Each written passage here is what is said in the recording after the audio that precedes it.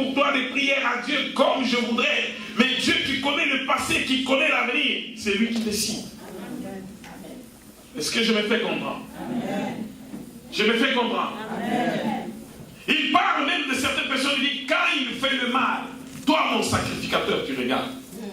Mais quand j'aurai pris la décision, n'intercède même pas, parce que je ne t'écouterai pas. Alléluia. Ce que Dieu décide, c'est ce qu'il fait parce que c'est un Dieu souverain. Un jeune homme avait compris qui était Dieu. Un jeune homme. Il était derrière les bêtes. En train de paître les bêtes tous les jours. Et on l'envoyait parce qu'il était le plus petit. Mais pendant qu'il était derrière le bête, ce jeune homme a développé une certaine relation avec le Dieu grand invisible. Amen. Amen. La vraie louange, ce n'est pas quand je chanterai et je ferai des choses ici que vous écouterez, vous direz que c'est la louange. Non, la vraie louange vient du cœur. La vraie louange est une véritable louange d'une communion personnelle avec l'invisible, avec l'Esprit éternel de Dieu. Amen. Alléluia. Et cette louange, ce jeune homme qui était derrière les bêtes a su développer cette louange. Il a su ce que c'était. Il était avec la harpe, mais il était derrière les bêtes. Quand il jouait la harpe, il jouait en profondeur. Il avait son cœur attaché à Dieu. Tant que ton cœur ne sera pas attaché à Dieu, tu courras derrière le matériel, tu courras derrière les miracles, tu courras derrière des choses et d'autres, mais tu n'iras nulle part avec ça. Tu vas faire le rond-point. Alléluia. Ton cœur doit être attaché à Dieu. Amen. Et ce jeune homme, Dieu l'a arraché derrière les bêtes pour le mettre derrière son peuple. Et Dieu l'a élevé même comme un roi. Il faut que tu arrives dans une dimension de comprendre que ce qui se passe en ce lieu, que ça te passe aussi mal. Amen. Parce que la vraie louange, quand elle sort, elle doit secouer le peuple de Dieu. Amen. La vraie louange doit faire partir les démons. Amen. Je vais te dire ce qu'on joue avec, dans quelle dimension ça se trouve. Et même toi-même, dans ta vie, dans ta manière de faire, dans ta maison, comment tu fais avec la louange de Dieu? Alléluia. Cet après-midi, je souhaiterais que tu entres dans une autre dimension. Je souhaiterais que tu sois une autre personne. Je souhaiterais que tu développes une autre relation. Je me rappelle que dans le temps, j'ai pris juste une bouteille et une fourchette. J'ai chanté pour mon Dieu. J'avais des larmes qui me coulaient des yeux. J'ai parlé en langue. J'ai crié à Dieu. Et c'était une autre dimension. Amen. Je n'avais pas besoin d'instruments. Je n'avais pas besoin de keyboard. Je n'avais pas besoin de batterie. Je n'avais pas besoin de quoi que ce soit. Mais j'ai chanté de mon cœur. Et la louange sortait de mon cœur. Et l'onction de Dieu descendait sur moi. Et j'aimais cet instant. Alléluia.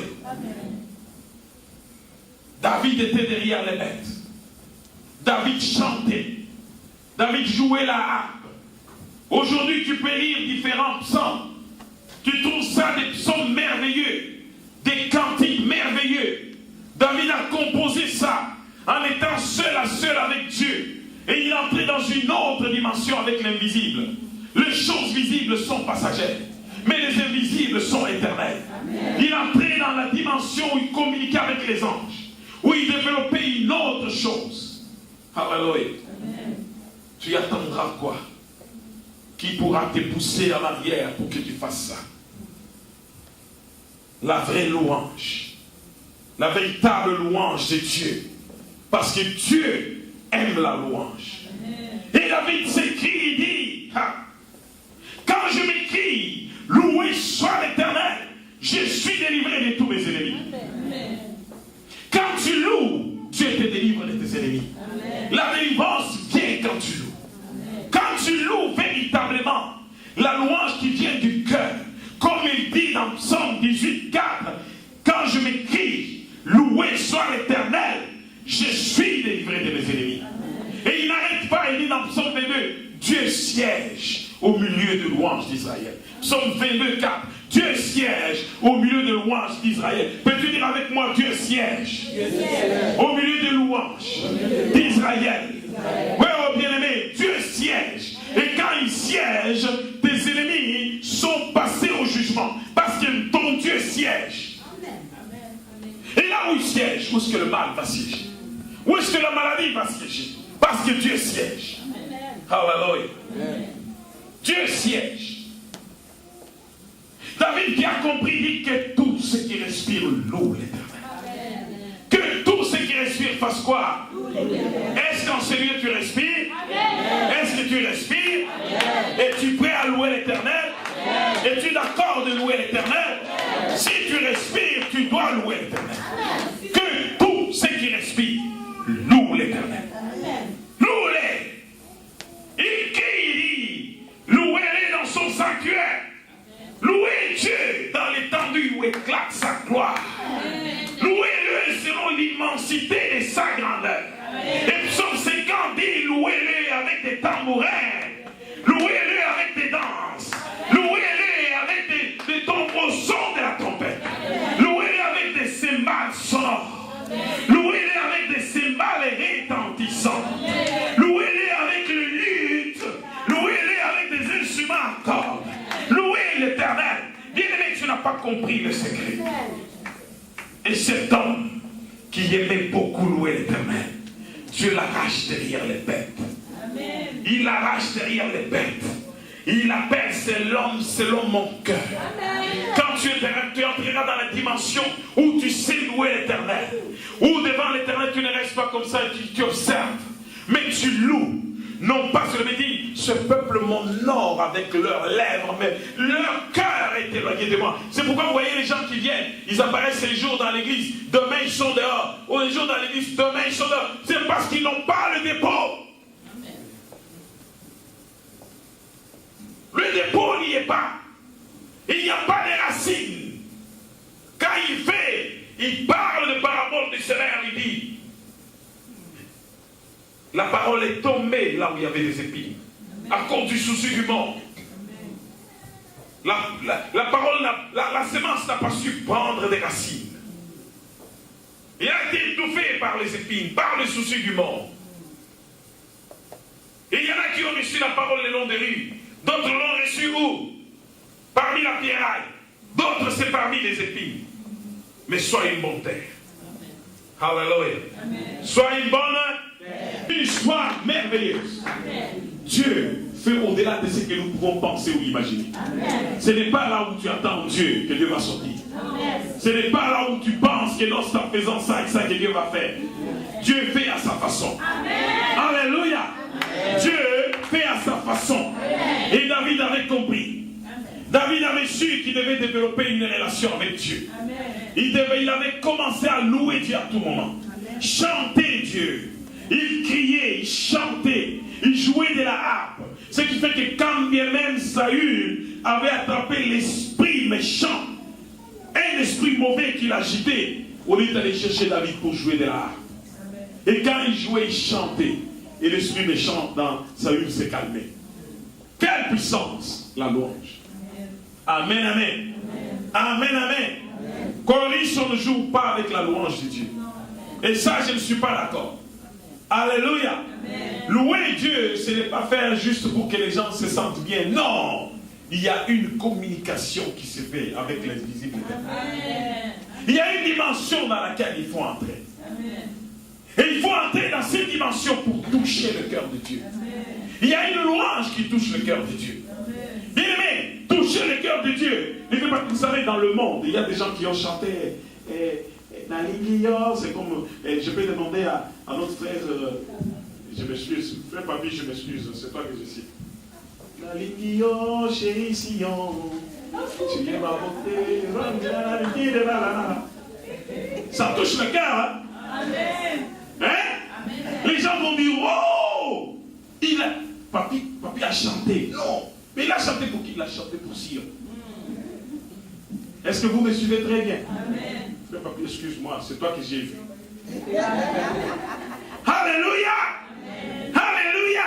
Amen. Je vous dis, bien-aimés, les gens du monde, ils chantent. Les gens du monde chantent. Hein? Quand tu écoutes les gens du monde chanter, on va vous dire Céline Dion, oh, quand elle chante. Mais ce n'est pas de ça que Dieu parle. Il y a une louange qui touche le trône de Dieu. Amen. Et cette louange, elle est différente de toute autre louange. C'est une louange qui nous met en communion avec Dieu. Une louange différente. Alléluia. Je me rappelle, ce matin, j'ai chanté encore le cantique que mon père chantait. Quand il chantait, il commence à chanter. Il chante encore. Et quand il chantait, quelque chose s'est passé dans la maison. Dieu bénissait la maison. Amen. Dieu bénissait ses enfants. Amen. Les gens ne comprenaient pas et ils disaient non. Peut-être qu'il a fait des fétiches pour que ses enfants soient intelligents à l'école. C'était pas ça. Dieu bénissait et il chantait. Je l'ai écouté chanter encore. Mais ce n'était pas des églises vivantes. C'était des protestants, des ménonites, mais quand ils chantaient, à un moment donné, tu sentais ton cœur connecté. Amen. Et je m'approchais même, je disais, mais papa, tu ne peux pas prendre ça. C'était tellement merveilleux. Amen. Les mamans écoutaient très bien, quand tu fais la cuisine, chante. Chante pour l'Éternel. Quand tu travailles à la maison, chante. Fredonne la chanson. Amen. Chante avec ton cœur. À un moment donné, ça va couler. À un moment donné, tu vas voir que les chaînes qui sont dans la maison vont se briser. Amen. Les prisons dans lesquelles se trouvent les enfants vont être ouvertes. Amen. La main de l'Éternel va agir. Amen. Et même les enfants qui étaient moins intelligents, vous allez les voir devenir intelligents. Amen. La puissance de Dieu va descendre. Si tu as compris ce secret, la chose va être différente. Amen. Et Paul et Silas, ils étaient en prison pour quelque chose de bien qu'ils avaient fait. Parce qu'ils ont chassé un démon qui était dans une femme. Bien-aimé, ne te pose pas de questions sur ce que tu vis.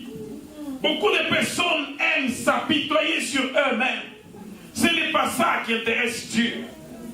Amen, amen. Amen, amen. Amen. Adore le Seigneur dans le temps difficile.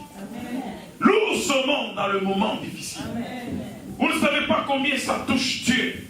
Et quand il se retourne, il te voit dans cette situation. La douleur dans le cœur, mais tu l'adores.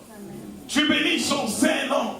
Job a dit, si nous recevons du bien de la part de Dieu, ne pourrons-nous pas recevoir aussi le mal? Où est le problème? Pourquoi dois-je maudire Dieu et mourir? Sa femme lui a dit, maudis Dieu et meurs, parce que tu souffres. Non. Pendant que tu es dans la douleur, adore l'Éternel. Bénis son saint nom. Dis-lui, c'est toi qui as permis. Si tu n'avais pas permis, je n'allais pas y être. Mais je sais que tu vas intervenir bientôt. Glorifie son saint nom. Paul regardait Silas. Silas se regardait Paul. Silas pouvait se lever et dire, mon vieux, où est-ce que tu m'as amené? Regarde, mon dos est labouré par des fouets romains. Et ces fouets coupaient la chair. C'est le même fouet qu'on avait utilisé contre le Seigneur Jésus. Et Paul a reçu ça. Quand il a eu tout son dos labouré, Silas est passé à son tour. Et il disait toujours 40 coups moins 1. Et avant qu'il n'atteigne 39, peut-être que tu as déjà mouillé tes vêtements. Mais ils étaient fouettés. On a déchiré leurs vêtements. Et on les a amenés en prison. Et on a dit aux geôliers de les garder sûrement. Sûrement veut dire, les geôliers leur a mis des chaînes aux pieds et aux mains, avec des ceps. Vous connaissez les ceps? Amen. Amen. Et on les a introduits dans la prison intérieure. Ce n'était pas dans la prison extérieure, mais c'était dans la prison intérieure. C'est-à-dire qu'autour d'eux, il y avait aussi d'autres cachots. Est-ce que vous me suivez? Amen. Et Paul, avec Silas, au lieu de dire, mais Silas pouvait dire, mais écoute, cette affaire de Jésus, voici où nous sommes. Vous savez, quand les gens n'ont pas suffisamment de racines, quand vient juste une petite tempête, ils vont vous dire, non, j'ai mal choisi. Je ne pense pas que c'est la bonne chose que j'ai choisie. Dieu ne marche pas dans ces jeux-là. On ne fait jamais marcher Dieu comme ça. Jamais il ne marchera comme ça. Ou tu l'aimes, ou tu ne l'aimes pas. Et quand quelqu'un aime, c'est dans les turbulences, les difficultés, le moment de joie. Tout le monde est content quand Dieu fait du bien. La vie que nous avons nous vient de Dieu. Je disais encore la fois passée, combien de gens glorifient les noms de l'Éternel pour tous les bienfaits qu'il leur a donnés. Mais beaucoup de personnes sont prêtes à maudire les noms de l'Éternel quand ils ont des petits problèmes. Alléluia. C'est de l'ingratitude envers cet être suprême. Tout ce qu'il t'a donné, la vie, la santé, la force physique, tout ce que l'intelligence, peut-être tu as des enfants, peut-être tu n'en as pas, les maisons, tout ce que tu as, tout ce que tu manges chaque jour, Dieu te fait du bien chaque jour. Amen. Il y en a qui ne sont même pas capables d'avaler juste un litre de lait. Une tasse, disons pas un litre. Pas capable. Mais toi, tu peux jouir encore de tout ça. Tu peux boire un bon lait. Si je te dis, viens jeûner. Ah, pasteur, je risque de mourir. Mais tu vas mourir avec quoi? Alléluia. Tout ce que Dieu nous donne est merveilleux. Mais on ne glorifie pas Dieu pour ce que nous avons reçu. Mais on veut maudire le nom de l'Éternel pour peu que nous n'avons pas reçu. Alléluia. Amen, amen. On a du mal pour le peu qu'on n'a pas eu. Mais bien aimé, Paul et Silas, malgré le fouet, malgré la douleur, malgré que c'était pour un bien fait, ces gens se sont levés et ils ont commencé à glorifier l'Éternel. Ils adoraient, ils chantaient, ils étaient même heureux de souffrir à cause du nom de l'Éternel. Alléluia. Ils étaient heureux, ils chantaient, ils criaient. La Bible dit que tous les prisonniers les entendaient. Amen, amen. Amen, amen. Et si tu viens me voir avec un problème, je te dis, mon frère, ton problème là, prions seulement. Tu vas dire, il me demande toujours de prier. Lui il n'a qu'à prier pour moi. Alléluia. Alléluia. Mais je n'ai pas à prier pour toi. Tu dois prier pour toi. D'abord. C'est ma foi et ta foi qui vont faire.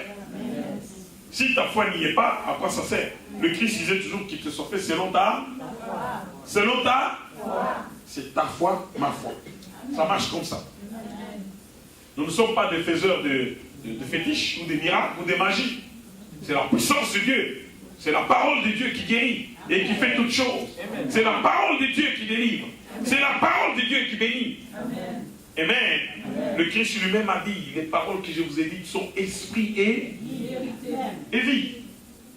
C'est la parole qui amène l'esprit et qui amène la vérité. Mais toi, tu n'es pas là. Tu dis non, je pensais qu'il va seulement faire un geste là et puis tout va arriver. Ah, chez les magiciens. C'est comme ça que beaucoup de personnes courent derrière des pasteurs magiciens. Ils courent derrière des faux au lieu de courir vers le vrai. Le vrai, il va t'enseigner la parole. Il va te dire connais la parole. Il va te dire cours après ta vie éternelle. Cours après le salut. Parce que c'est ça qui est plus important. Parce que quand ton esprit est guéri, ton corps est guéri. Quand ton esprit marche bien, tout va s'ouvrir. Ça c'est le vrai. Le faux, il va te dire non, on va faire un geste, ça va aller. Et ce n'est pas un geste. Parce que quand il t'enlève le mot de tête, il te colle un cancer. Quand il t'enlève le cancer, il te colle une autre maladie. Ça ne marche pas comme ça. Il demande à un caporal de sauter, mais il te colle un lieutenant. Quoi ça sert? Alléluia. Amen. Alléluia. Amen. Vous ne comprenez pas, c'est le deal que le diable fait avec les gens. Il faut aimer Dieu. Amen. Nous apprenons aux gens à aimer Dieu, à s'attacher à Dieu. Il n'y a pas d'autre fétiche que la parole de Dieu. Amen. Et quand tu connais la parole en profondeur, les choses sont tout autres. Amen, amen. Amen, amen. Les gens courent. Ah, je suis allé là-bas, on m'a raconté mes histoires. Mais on t'a raconté des histoires, ça sert à quoi? Tout le monde peut dire n'importe quoi. Amen. Si tu veux ça, va chez les diseurs de Bonaventure. Il y en a plein. Les marabouts font la même chose. Amen, amen. Amen, amen. Amen. Amen. Attache-toi à l'Éternel. Et quelqu'un qui s'attache à l'Éternel sait comment le louer. Amen. Parce qu'il a aimé quelqu'un d'invisible, qu'on ne peut pas toucher, et qui est au-dessus de tout. Il est au-dessus de tous les petits miracles que tu as vus ailleurs. Amen. Il est au-dessus de toutes les maladies. Il connaît chaque maladie. Il n'a pas besoin de quoi que ce soit. Il dit un mot et la chose arrive. Amen. Il ordonne et ça s'exécute. Mais écoutez, pendant que Paul et Silas étaient en train de gémir, de pleurer, mais ils ont commencé à prier, à louer, à être contents. En prison, ce n'était pas ailleurs. Si toi tu es, excusez-moi, tu ne vas pas entrer en prison. Mais si tu es dans une prison normale comme ça, tu sais ce que tu vas faire. Tu vas pleurer, toute l'église va être au courant que, oh là, quand on est arrivé là-bas, le pasteur il pleurait, et le pasteur il n'y a pas moyen. C'est parce que les prisons spirituelles, tu ne les vois pas. Là, tu es calme, non? Mais si Dieu t'ouvre les yeux pour que tu vois aussi les prisons spirituelles, je crois que tu vas pleurer de la même manière. Amen. Amen. Alléluia. Amen. Parfois, ta maison peut être dans une prison spirituelle, mais toi, tu ne le sais pas. Amen. Dieu nous a créés avec ce corps de chair pour que nous ne voyions pas ces choses. Amen. Parce que si tu peux voir même les géants, quand tu dis au nom de Jésus, les géants qui sautent, hein? D'abord, en les voyant seulement, tu vas détaler. Tu ne vas même pas te mettre à dire au nom de Jésus. Alléluia. Amen, amen. Qui sont avec moi?